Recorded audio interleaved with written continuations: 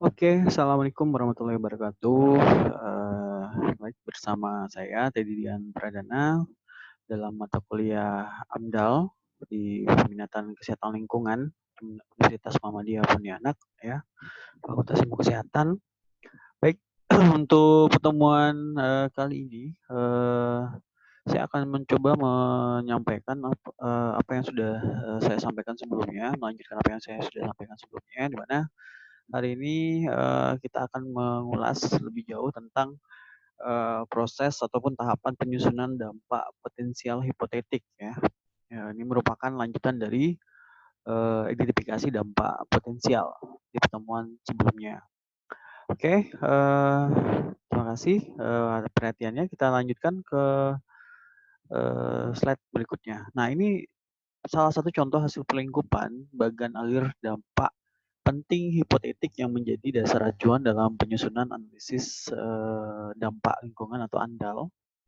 Ya, di mana ANDAL merupakan salah satu dokumen dari 4 dokumen yang wajib dimiliki dalam dokumen AMDAL, ya, yaitu kerangka acuan ANDAL, dokumen ANDAL analisis dampak lingkungan, dokumen rencana pemantauan lingkungan atau RPL, dan dokumen rencana pengelolaan lingkungan atau KL ya. Jadi ada KA Andal, ada Andal, ada RPL dan RKL ya. Itu adalah 4 dokumen yang wajib dimiliki dalam dokumen AMDAL.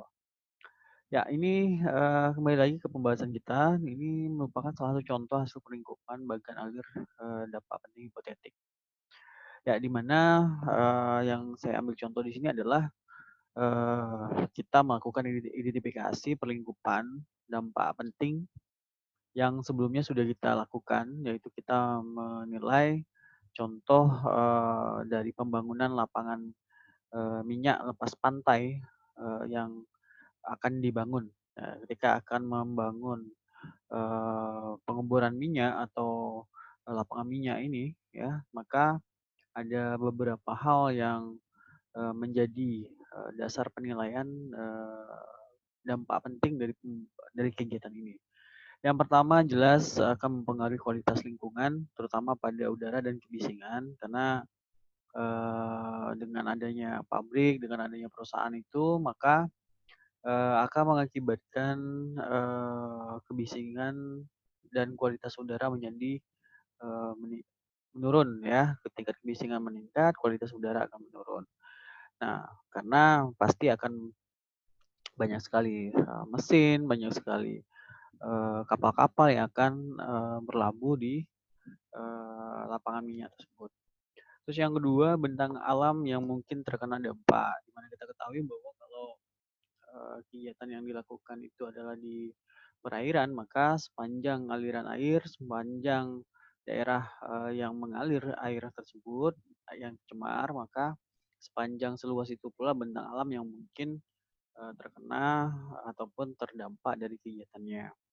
Terus yang kedua akan mempengaruhi arus air laut. Nah, arus air laut akan berpengaruh karena akan dipengaruhi oleh kegiatan-kegiatan yang dilakukan di atas pantai atau di atas laut, di mana pemasangan pondasi, kemudian pemasangan kilang minyak dan lain seterusnya itu akan mempengaruhi arus laut ya yang ada. Terus yang kedua akan mempengaruhi kesempatan kerja masyarakat.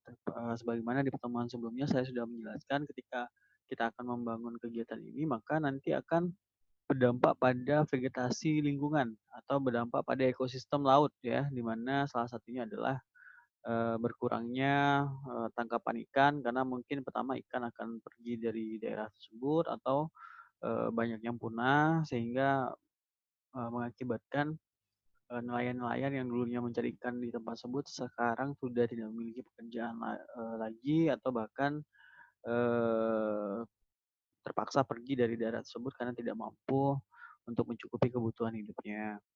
Nah, yang terakhir adalah hak-hak yang harus dipenuhi oleh masyarakat, terutama terkait dengan kualitas lingkungan maupun dari segi sosial ekonomi di masyarakat. Ya, oke.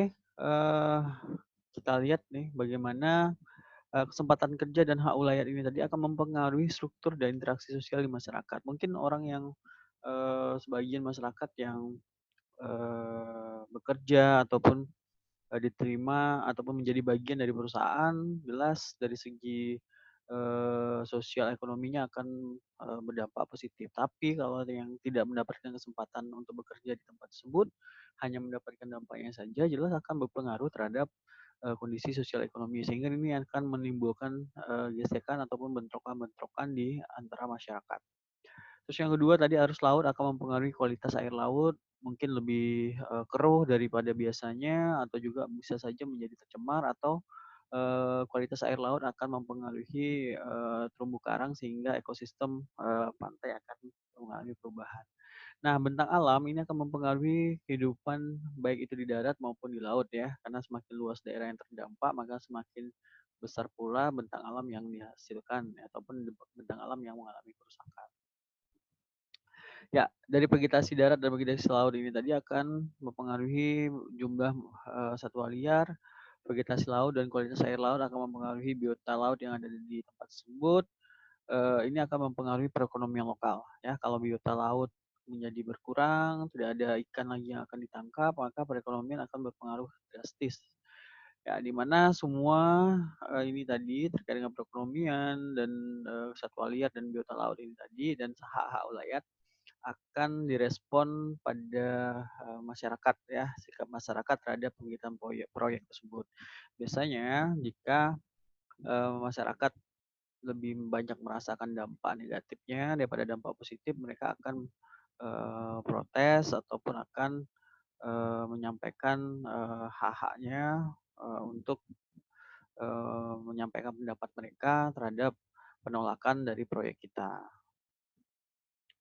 Ya, dari ini juga kebisingan dan kualitas udara yang menurun akan direspon juga oleh masyarakat terkait dengan ini. Nah, dari hasil identifikasi ini tadi, dari sikap masyarakat ini, maka nanti akan mempengaruhi bagaimana pembangunan proyek lapangan minyak lepas pantai ini. Nah, jika masyarakat banyak yang menolak, kemudian didukung juga oleh tokoh-tokoh atau pemerintah setempat,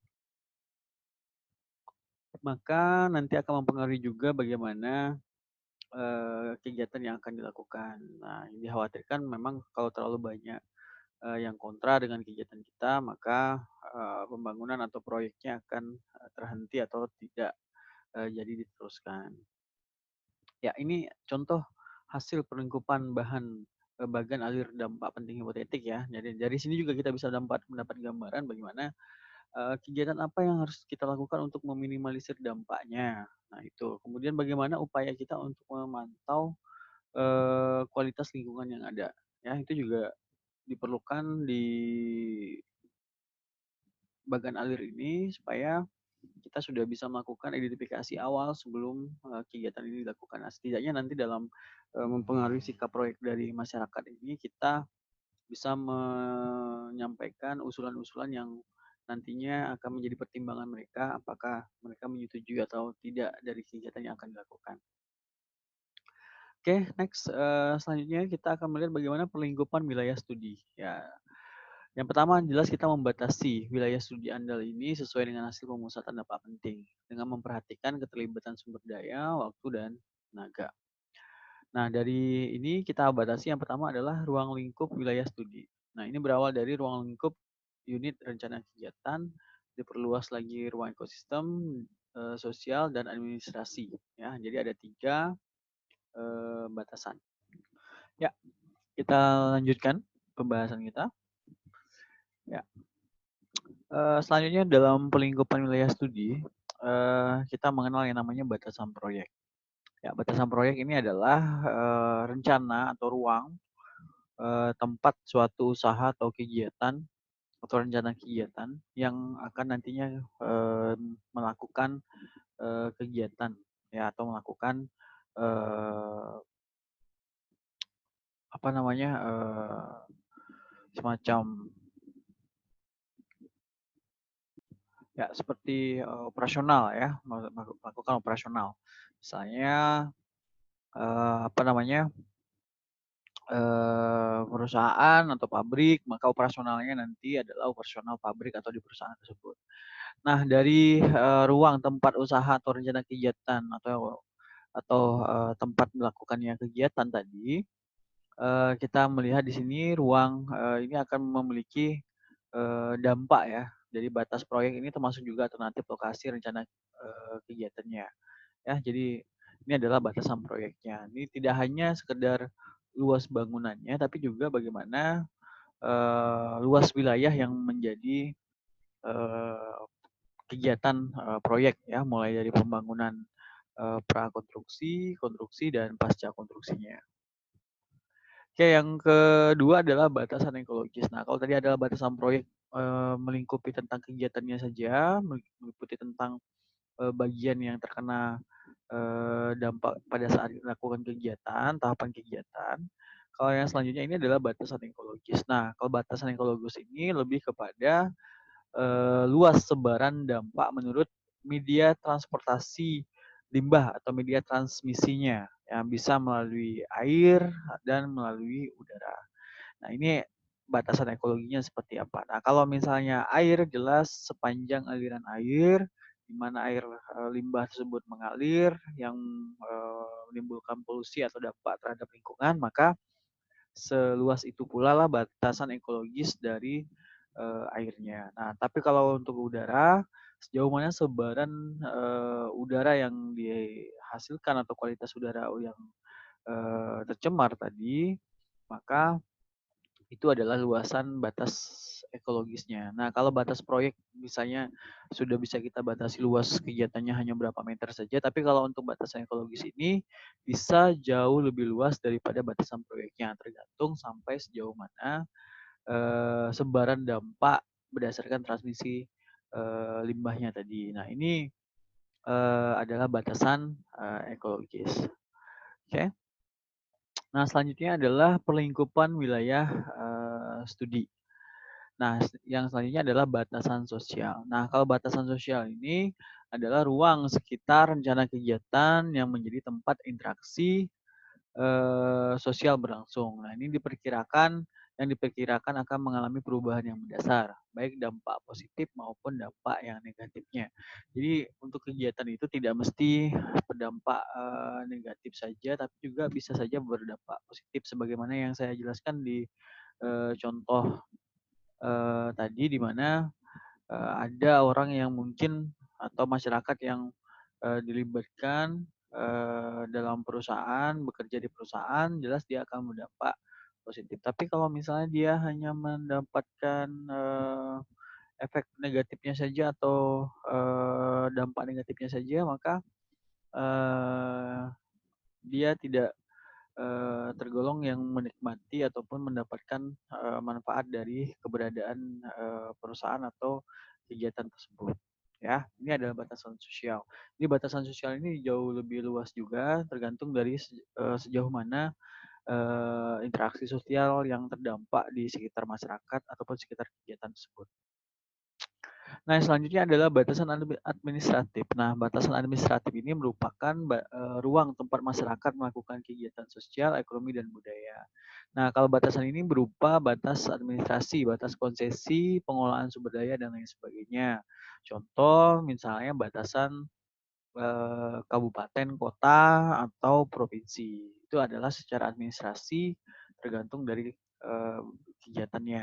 Nah, kalau misalnya kegiatannya hanya di lingkup satu kabupaten kota saja, maka yang memberikan izin, memberikan rekomendasi terkait dengan kegiatan tersebut adalah bupati atau setingkat wali kota. Nah, tapi kalau misalnya kegiatan tersebut melibatkan lebih dari satu kabupaten kota, maka yang bertanggung jawab secara penuh adalah pemerintah tingkat provinsi ya, yang memberikan izin karena melibatkan lebih dari satu kabupaten kota. Nah, sebagai contoh misalnya pembangunan jembatan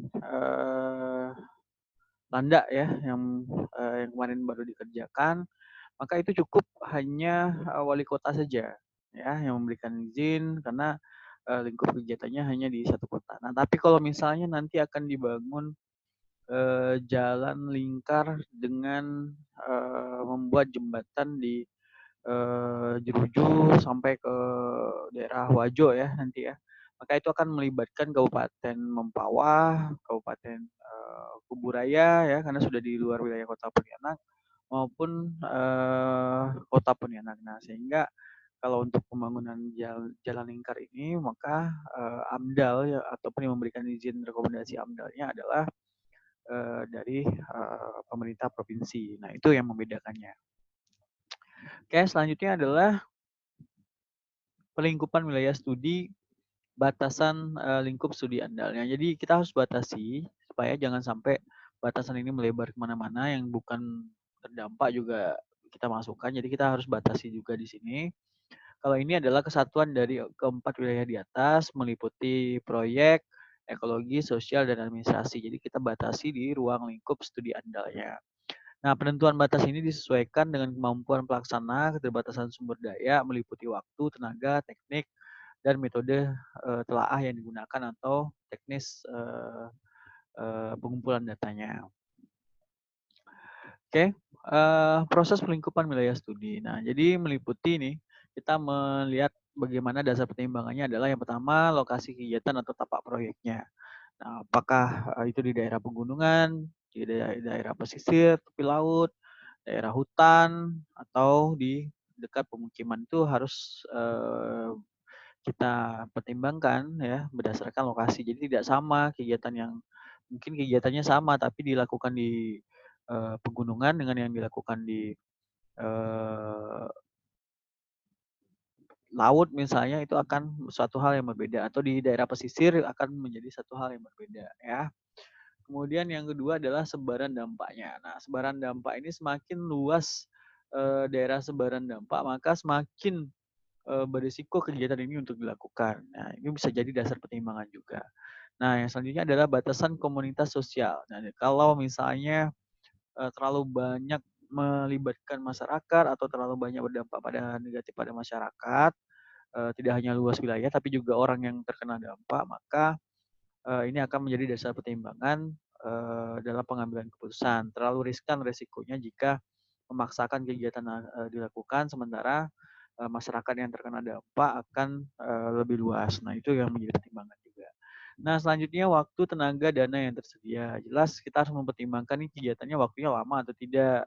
Nah, kalau misalnya operasionalnya nanti seperti apa. Nah, kemudian tenaga, untuk dalam kajian ini kita menilai bagaimana dalam pengumpulan data dan lain seterusnya apakah tersedia atau tidak. Kalau misalnya tidak tersedia bagaimana upaya yang dilakukan itu juga harusnya dipikirkan. Nah, kemudian dana, apakah pendanaannya sediakan cukup atau tidak dalam melakukan kajian ini itu harusnya sudah dipertimbangkan sebelumnya.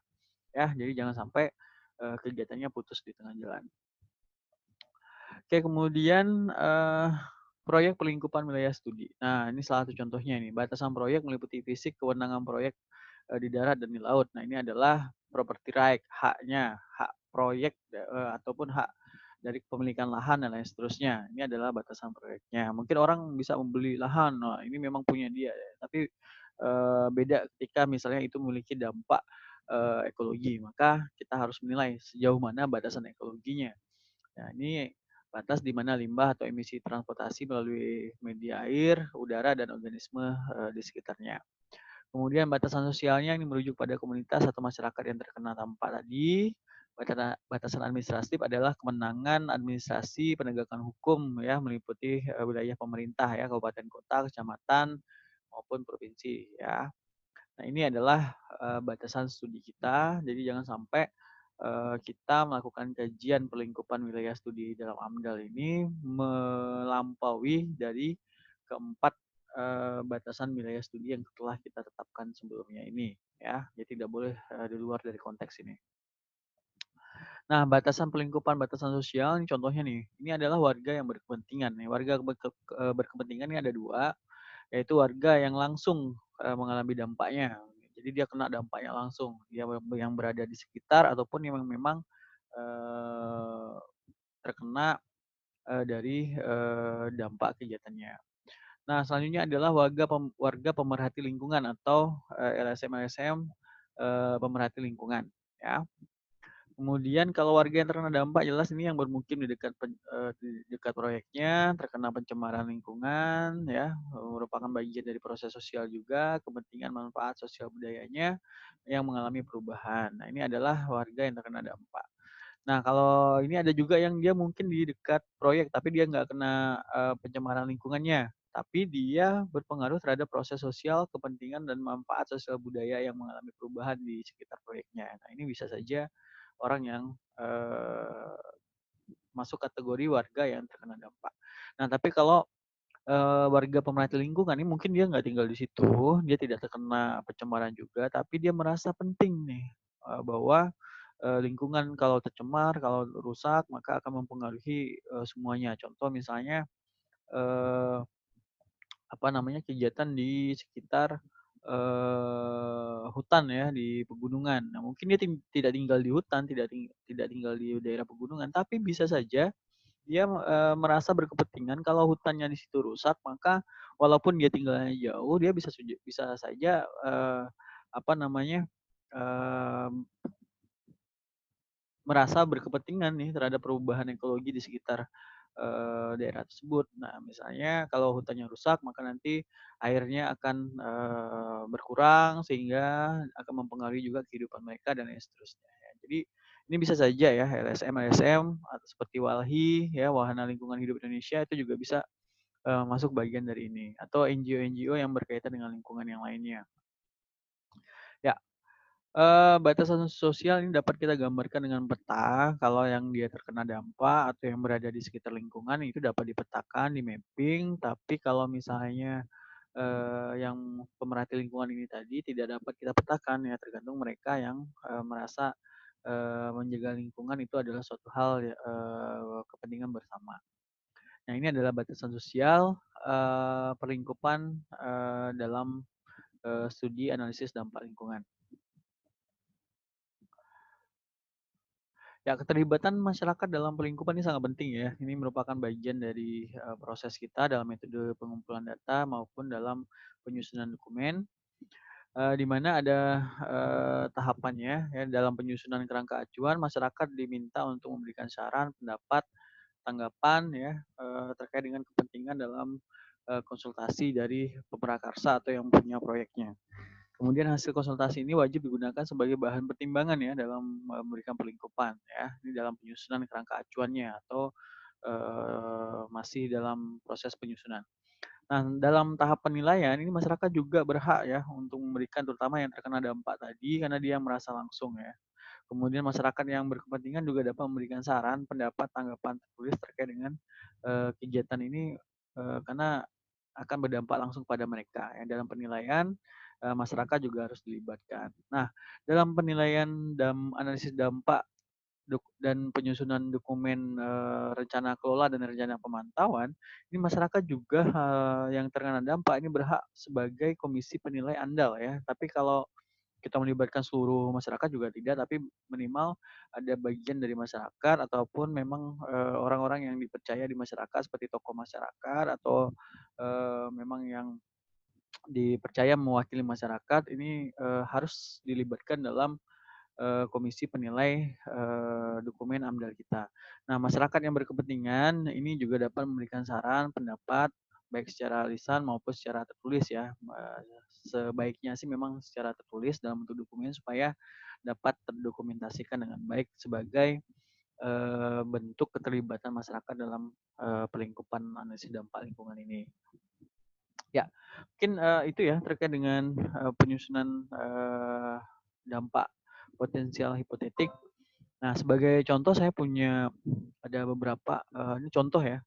Ini contoh terkait dengan informasi tadi ya dalam penyusunan dampak potensial hipotetik di mana ini salah satu contoh dokumen yang digunakan ya dalam mengidentifikasi dampak potensial ya terutama dalam suatu pembangunan. Ini contohnya pembangunan terminal ya di mana ini merupakan contoh identifikasi dampak potensialnya ya dari pendahuluan. Mungkin pendahuluan ini adalah tentang pentingnya proyek tersebut ya, mengapa harus ada, kemudian rencana kegiatan, ya meliputi kegiatan apa saja. Kalau operasional dalam pembangunan itu paling ada 4 kegiatan biasanya, prakonstruksi, konstruksi ya, pasca konstruksi dan pasca setelah operasional nanti seperti apa. Nah, itu yang harus dipikirkan ya. Jadi ada tapi yang paling sering dikaji adalah 3 tahapan yaitu prakonstruksi, konstruksi, dan pasca konstruksi ya. Nah, ini contohnya ini tahapan kegiatan yang tadi saya bilang ada 3 ya, ada juga yang bilang 3, ada juga yang bilang 4 ya tahapan kegiatan. Yang pertama adalah prakonstruksi ya, yang kedua adalah tahap konstruksi, ya, yang ketiga adalah tahap operasional, yang keempat adalah tahap pasca operasional. Ya, jadi ini salah satu contohnya ya, ada tahapan proyek apa saja. Nah, kemudian hasil kajiannya itu di sini ya. Hasil kajiannya meliputi apa saja hasil kegiatannya. Ini hasil identifikasi ya, meliputi apa saja nih fasilitas fisik kimia, dampaknya seperti apa ya. Kalau pembangunan ini maka nanti akan menimbulkan apa nih? Penurunan kualitas udara, kebisingan, air laut, gangguan biota air. Nah, kalau untuk sosial budaya maka akan aspek-aspeknya hilangnya kesempatan usaha masyarakat menangkap ikan dan lain seterusnya ya. Ini hasil identifikasinya. Nah, hasil identifikasi ini didapatkan berdasarkan hasil kajian analisis. Nah, hasil kajian analisisnya meliputi instrumen metrik identifikasi dampak potensial ya pembangunan ini ya. Itu meliputi komponen-komponen ya, ada iklim, fisik kimia, ada biologi, kemudian apa namanya? Sosial budaya, aspek kesehatan masyarakat. Nah, ini adalah contoh metriknya. Nah, ini adalah di tahapan kegiatannya, penilaian di tahapan kegiatannya. Nah, apakah di prakonstruksi ada yang terkena? Ini kita checklist, kemudian di tahap konstruksi apa saja, kita checklist, kemudian di tahap operasional tadi yang berisiko apa saja kita checklist. Selanjutnya tahap operasional kita pasca operasional kita juga checklist ya, mana yang terdampak. Nah, ini keterangannya nih ya, survei, pembebasan lahan, penerimaan BBM, dan lain seterusnya, sampai pada rehabilitasi lahan. Ya, ini adalah tahapan-tahapan yang dilakukan dalam kajian. Nah, kalau ini adalah bentuk hasil analisisnya ya, rencana kegiatan, mulai dari prakonstruksi, ya, seperti ini. Ya, prakonstruksi, ya. Kemudian konstruksi operasional dan pasca operasional. Nah, ini ronde awal lingkungannya, kegiatan yang dilakukan ini seperti apa, ya seperti ini ya. Identifikasi dampak potensialnya ya, ini ya masing-masing tahapannya kita pilah, kita sampaikan. Ya. Kemudian evaluasi dampak kegiatannya juga di sini dilihat ya, apa-apa saja yang memiliki dampak kita lihat. Selanjutnya ini juga ya pemusatan dampak potensial apa saja ya, sehingga didapatlah tadi hasil yang dua isu pokok terkait dengan kegiatan itu. Nah, ini adalah contoh pendokumentasian dalam bentuk tampilan visual. Ini rencana operasionalnya nanti seperti apa. Nah, ini tahapannya ya, pembebasan lahan, keresahan sosial, gangguan kamtipmas dan seterusnya. Ya, tahapan konstruksi. Nah, ini adalah proses pelingkupan ya secara umum seperti ini. Ini akan saya sampaikan juga nanti di materi perkuliahannya. Ya. Nah, kurang lebih seperti itu untuk materi kita ya, identifikasi dampak potensial hipotetik. Kurang lebihnya saya mohon maaf. Terima kasih atas perhatian teman-teman sekalian semuanya. Mungkin nanti ada beberapa pendalaman materi juga yang akan saya sampaikan. Terima kasih, sehat selalu semuanya. Akhir kata saya mengucapkan wassalamualaikum warahmatullahi wabarakatuh.